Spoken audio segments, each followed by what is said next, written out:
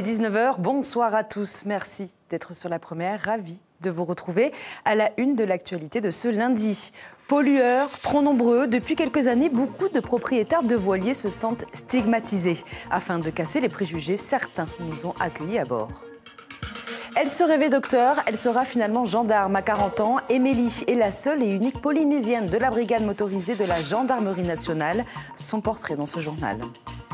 C'est la Vaikinui du ballon rond. Le Festival des îles a démarré. Plus de 1000 participants du football, du futsal, des athlètes de tous les archipels. Nos journalistes ont suivi les premiers matchs. Et après 16 ans d'existence, ce rendez-vous incontournable et populaire, nous en parlerons ce soir avec le directeur des compétitions de la Fédération de football, Charles Ariotima, est notre invité. Évasion à la fin de cette édition, entre terre et mer, le parapente procure un sentiment de liberté, celui d'un oiseau au-dessus de tout. Mais attention, pour un vol réussi, la sécurité est primordiale. Ils n'ont pas vraiment le vent en poupe. Les voiliers de Polynésie sont souvent accusés d'être trop nombreux ou de polluer les eaux turquoises du lagon. 200 à 300 voiliers sont en Polynésie, un style de vie que les propriétaires ont choisi, mais beaucoup se sentent aujourd'hui stigmatisés. Afin de casser cette image négative, certains d'entre eux ont accepté de témoigner. Reportage de James O et Jacques Damour. Yolanda tout le monde. Yolanda. Bienvenue. Ce couple de navigateurs est arrivé en Polynésie en 2012. Un an plus tôt, en quête d'aventure et de découverte, Régis et Doris entament un tour du monde à la voile. Ça fait une vingtaine d'années maintenant qu'on vit sur un bateau. C'est un choix. C'est un choix complet. Oui, tout à fait. C'est un choix avec Doris et tout. On est parti. Enfin, on a pris la décision il y a environ une vingtaine d'années de partir. Puis quand on a été prêt, on est parti. Ça fait à peu près 19 ans maintenant. Et donc c'est devenu notre manière de vivre depuis tout ce temps-là. On n'est jamais revenu à terre. On a toujours vécu sur un bateau depuis toutes ces années. Régis est infirmier en milieu carcéral. Avec sa famille, ils ont su s'adapter à la vie locale, ses us et ses coutumes. Dan, leur fils, est né à l'hôpital de Taoné il y a 12 ans. Il est scolarisé au collège de Punavia. J'aime bien parce qu'après tu as le lagon à côté, tu peux aller nager, pêcher, aller avec l'annexe, aller jouer à la marina aussi, c'est bien. Jouer avec des amis à terre alors, c'est ça? Oui, les amis qui sont sur d'autres bateaux. D'accord. On va jouer à terre aussi. Si la famille Ramseyer n'a pas le sentiment d'être stigmatisée, ce n'est pas le cas d'un bon nombre de propriétaires de voiliers à qui il leur est reproché d'être trop nombreux ou encore de polluer le lagon avec leur rejet organique. Pour les toilettes, je pars du principe qu'on peut très bien avoir une cuve à eau noire. Bon, ce bateau est des années 80, donc il n'en a pas. Mais les nouveaux catamarans et la plupart des gros bateaux, enfin des bateaux qui sortent maintenant, sont équipés. Je reconnais qu'aujourd'hui on a plus de bateaux qu'autrefois, mais vous avez plus de tout qu'autrefois, quoi. C'est-à-dire que même en ville, vous avez plus d'habitants, vous avez de plus en plus de constructions, de plus en plus de voitures. Oui, on devient de plus en plus nombreux. Donc forcément, il y a de plus en plus de bateaux. Entre 200 et 300 selon l'association des voiliers en Polynésie.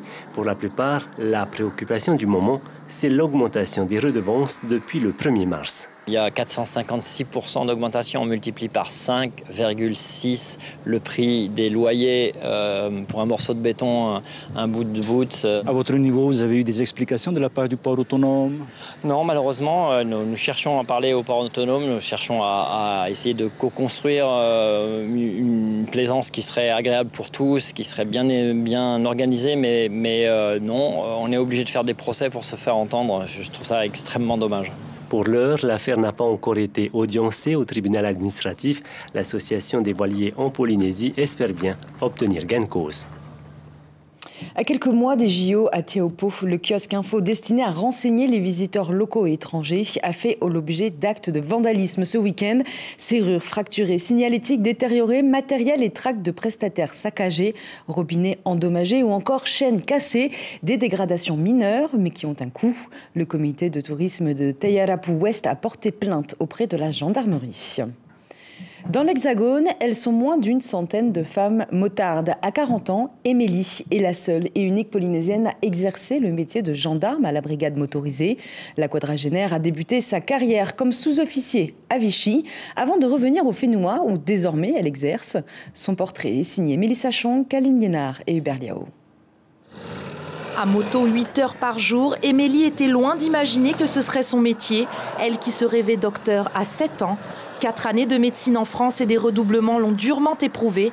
Épuisée, elle voyage pour retrouver la liberté et réussit le concours de sous-officier gendarme en 2013. 2017 marque le tournant de sa vie. Elle entame sa carrière de motarde pour être affectée à la brigade motorisée de FAA en 2021. Pour moi, c'est une fierté. Fierté que je vois à travers les yeux de ma famille aussi. Mais avant tout, moi, je me suis engagée en gendarmerie, donc j'ai essayé le travail de brigadier, prendre les plantons, les plaintes des gens, faire les interventions, ça me plaisait aussi. Cette expérience de motocycliste, moi, je pense que c'est un bonus, un plus dans ma vie professionnelle. Mais j'en apprécie vraiment toutes les facettes, que ce soit la répression, la prévention. J'aime beaucoup faire de la prévention auprès des jeunes Polynésiens. La prévention au milieu scolaire et professionnel, c'est une des missions d'Émilie, mais 80% de son travail est consacré à la lutte contre l'insécurité routière. Moi, je suis très fier d'avoir une femme à mon unité. Il n'y en a pas dans toutes les unités, donc il faut prendre ce côté enrichissant qu'on peut avoir. Et après, si c'est sur l'aspect technique et pratique sur le terrain, c'est quand même intéressant déjà d'avoir une Polynésienne et une femme. Parce que lors des contrôles, elle arrive très souvent par son aspect un peu pédagogue à résoudre des petits conflits qui pourraient s'envenimer et les résoudre à rien. Et à la fin, ça se passe souvent très bien. À Pir'e, le marais Tupuhaea, un site sacré reconstitué et entretenu par l'association familiale, c'est ici, auprès de ses ancêtres, qu'Émilie reprend son souffle de vie. Là, si les Tupuna parlaient, ils me diraient... Mélie, tu ne viens pas assez souvent ici. Tu manques à cette vallée. Et c'est vrai, c'est vrai. Je ne viens pas assez souvent, mais les fois où j'arrive à trouver le temps, on peut toujours trouver le temps à venir, c'est toujours un ressourcement.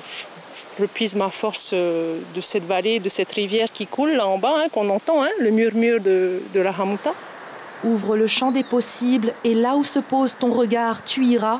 Une philosophie de vie qui a transformé le parcours d'Émilie en success story. À 40 ans, elle est l'unique Polynésienne de la brigade motorisée de la Gendarmerie nationale.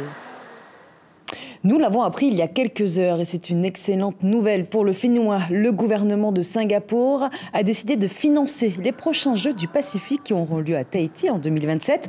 Selon nos informations, le pays que l'on surnomme également la ville jardin pour ses nombreux espaces verts va participer à hauteur de 25 milliards de francs. C'est la compétition du ballon rond en Polynésie. Créé il y a 16 ans, le Festival des îles est un rendez-vous populaire très attendu. Plus de 1000 participants venus des 5 archipels vont se confronter dans 2 disciplines, le football et le futsal. L'événement a débuté ce lundi. Nos journalistes Rehei Nadjarian et Hubert Liao ont suivi les premiers matchs de futsal ce matin à Fatawa. Regardez. C'est une entrée remarquable pour le petit poussé de la compétition, Faïté en blanc face à Takaroa en bleu. Pour sa première participation, l'île de plus de 300 habitants a su mettre en place son système de jeu. Pressing et aisance technique ont eu raison de son adversaire. Takaroa réussit quand même à sauver l'honneur. Score final, 6-1 pour les Blancs. On ne va pas se mentir aussi, on n'a pas fait beaucoup d'entraînement, on n'a eu qu'une semaine de cohésion. Mais avec ça, on a pu montrer que, voilà, même si on n'a pas d'entraînement, mais tout, comme nos coachs disent, c'est dans la tête, les bros. En fait, on s'est entraîné et les consignes ont été respectées. Ça veut dire c'est de presser l'adversaire, parce qu'on connaît en fait Takaroa, ils ont un jeu offensif. Donc on a joué le jeu.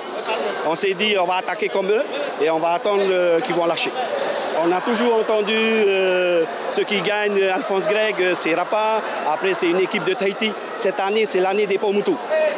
Chez les dames, l'équipe de Réo en rouge marque une belle entrée en matière dans la compétition face à Rurutu en noir. L'équipe des Tuamotu a fait preuve d'agressivité. Elle domine son adversaire sur l'ensemble du match. Score final 4-1 pour les rouges. Catherine Teara laisse même parler ses qualités techniques avec cette talonnade. On veut gagner, quand on est venu pour gagner, on va gagner. Est-ce que c'est votre premier match aujourd'hui? Oui, c'est notre premier match, on vient de commencer là. Donc c'est un bon départ? C'est un bon départ. Le secret, il faut bien se préparer, physiquement, mentalement et tactiquement. C'est ce qu'on faisait à Réa. Il y a des moments comme le samedi et le dimanche, on fait des matchs amicaux avec les garçons de notre île. Et on s'est préparé dur. Cette compétition rassemble plus de 70 équipes de Polynésie. 265 matchs sont au programme avec un engouement digne de la Hawaii Kinui. Les finales auront lieu samedi prochain. C'est là que l'on connaîtra les meilleures équipes du Fénois en football et futsal. Et restons dans le Festival des îles avec notre invité ce soir, Charles Ariotima, directeur des compétitions de la Fédération tahitienne de football, Yaorana. Merci d'être avec nous ce soir. Alors, le festival a été créé en 2008. À l'époque, il y avait 120 participants, 4 îles représentées. Aujourd'hui, c'est plus de 1000 participants. C'est tous les archipels de la Polynésie représentés, 2 disciplines. Comment on explique ce succès ?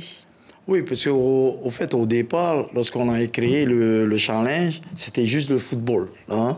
Et ensuite, en 2008, en 2009, nous avons commencé à créer la Ligue de futsal.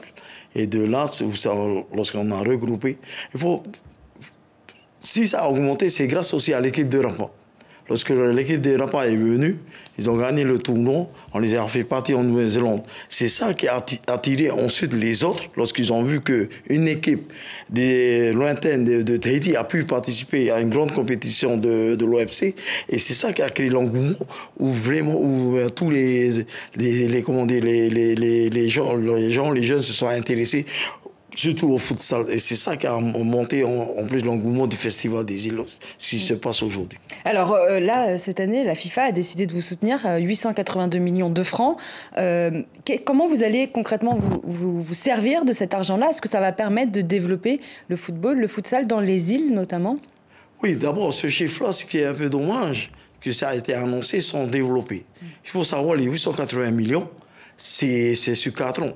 Donc, en fait, ça va faire à peu près 220 millions par an. Sur les 220 millions, il y a un contrat d'objectif. Dans le contrat d'objectif, il y a plusieurs actions. Et il y a des actions que nous sommes obligés de suivre.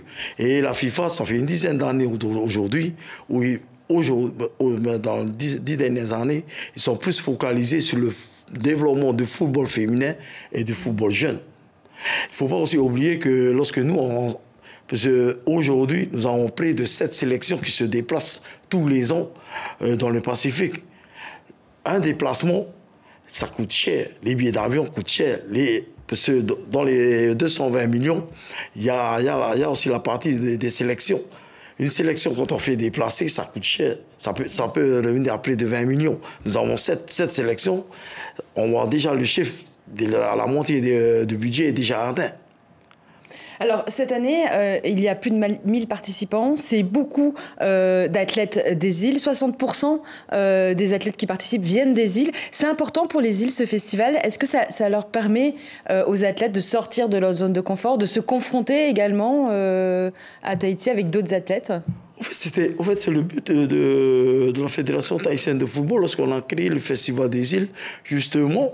C'est de pouvoir réunir les meilleures équipes des îles et les faire venir ici à Tahiti. Voilà l'objectif. Et aussi, nous avons découvert que la plupart des jeunes qui habitent dans les îles, ils n'ont pas cette possibilité de payer un billet d'avion pour venir à Tahiti. Et derrière aussi, il ne faut pas oublier, pour nous, l'objectif, ce n'est pas seulement le côté sportif, il y a aussi le côté social et il y a le côté amical de faire rencontrer les jeunes entre elles ici à Tahiti. Et donc justement, l'argent de la FIFA permet d'aider ces clubs peut-être de venir plus à Tahiti et ensuite se déplacer à l'international ? Oui, justement. Donc ça permet aussi à nous, nos sélectionneurs, en regroupant ces jeunes-là, parce que c'est très difficile. La Polynésie, elle est aussi vaste que l'Europe. Donc pour éviter, faciliter le travail des sélectionneurs, il vaut mieux faire ramener ces jeunes-là ici à Tahiti et d'ici on pourra détecter les meilleurs joueurs qu'on pourra aussi mettre dans les sélections.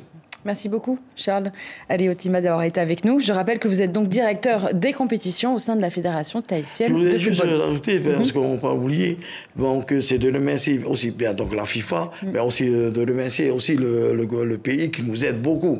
Et aussi tous nos sponsors. Sans nos sponsors, sans le pays, sans la FIFA, on ne pourra pas organiser tous les ans le Festival des îles. Merci beaucoup, Charles Aliotima, d'avoir été avec nous. Restons dans le sport. Elle est une étape du circuit mondial de beach volley. Tahiti accueille pour la deuxième fois la Tahiti World Beach Pro Tour. 4 équipes féminines et 2 masculines représenteront le Fénois sur invitation. Face à eux, des adversaires de 7 pays différents. Un rendez-vous international, une belle occasion de se confronter aux meilleurs mondiaux. Alioé Tefafana a suivi l'entraînement de la sélection masculine. Regardez. La détente et les matchs ne manquent pas au jeu offensif de l'équipe tahitienne. Heivannoa Waki, champion du Pacifique de volleyball, participera pour la deuxième fois à la Tahiti World Beach Tour. Éliminé prématurément de la compétition l'année dernière, il compte faire mieux, mais reste objectif au vu du niveau très élevé des compétiteurs. L'année dernière, on a pêché un peu, c'était par rapport à la préparation. Comme on vient tous de voler en salle, on a dû s'adapter. L'objectif premier pour nous cette année, c'est de gagner au moins le premier match. Après, on verra par la suite si on peut prétendre pour les prochains matchs. Pour y parvenir, les combinaisons sont répétées et perfectionnées. Le groupe est prêt tant au niveau offensif que défensif. Ajoutez à cela, l'entente du groupe jouera un rôle important dans la compétition. Transforme, tout de suite. Voilà. La force, c'est que c'est des joueurs de salle qui jouent ensemble déjà en club. Et puis, donc, c'est ce qui va faire l'osmose dans l'équipe. Faire tourner, c'est des combattants, ça joue, c'est physique. Et après, voilà, c'est une étape parmi tant d'autres et puis qui va nous faire progresser. Le circuit mondial de beach volley, c'est une 50aine de rendez-vous autour du globe. Cette étape à domicile pour nos joueurs est la seule occasion pour eux de se mesurer au meilleur de la discipline. C'est une très grande chance pour nous. On n'a pas l'occasion de partir à l'étranger. C'est une très bonne chose que les étrangers viennent ici chez nous pour promouvoir le beach volley. Pour partir sur le niveau pour le World Tour mondial, il faut avoir un budget, des partenaires privés, donc c'est un peu plus compliqué. Donc pour ça, on profite de tous les événements qu'on peut recevoir ici pour justement nous donner un fond. Du 2 au 12 avril, 16 équipes masculines et 12 équipes féminines s'affronteront sur le sable de Taone à Oretiniho. Au cumul de points depuis le début de l'année, la Nouvelle-Zélande part favorite chez les hommes et Chypre chez les dames. Et terminons ce journal en prenant les airs bien accrochés à un parapente, une activité qui compte une 60aine de licenciés. Perchés à 900 mètres d'altitude, les passionnés de vol libre gonflent leurs ailes et s'élancent dans le vide tels des oiseaux.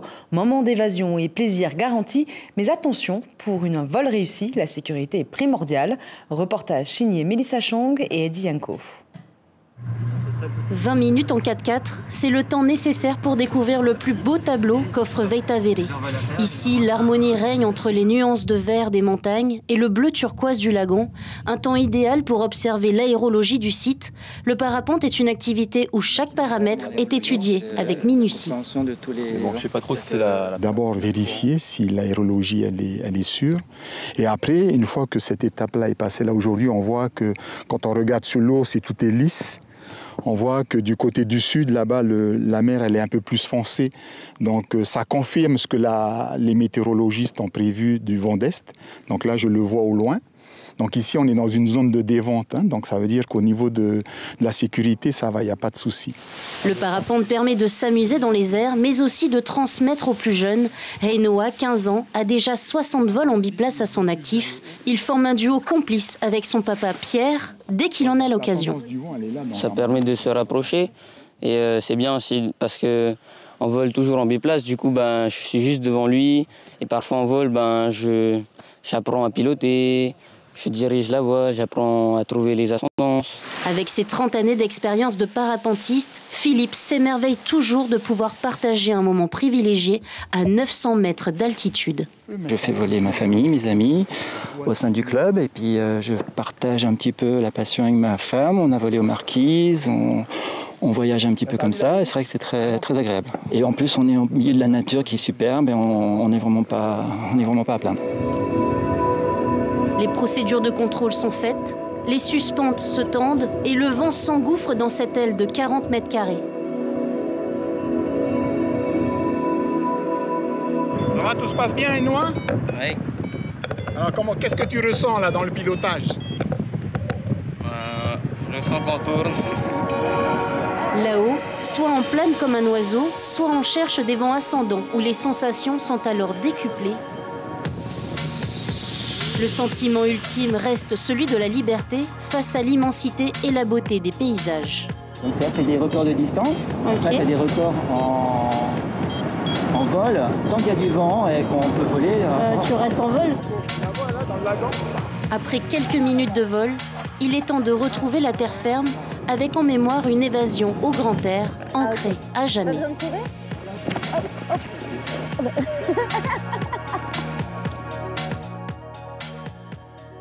Et c'est la fin de cette édition. L'information principale de ce lundi, c'est la Vaiki Nui du Bain-Lauron. Le Festival des îles a démarré, du football, du futsal, plus de 1000 participants, des athlètes de tous les archipels.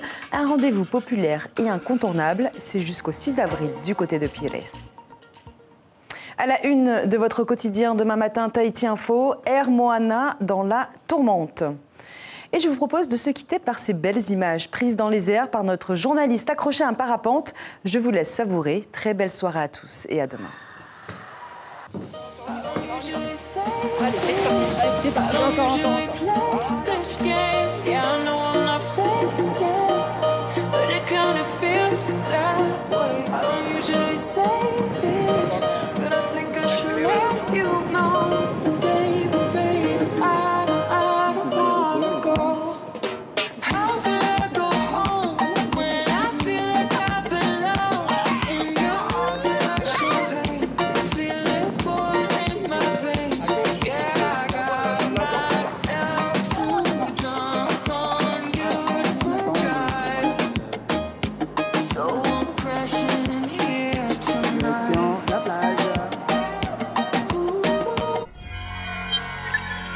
Retrouvez ce programme en replay sur notre site internet.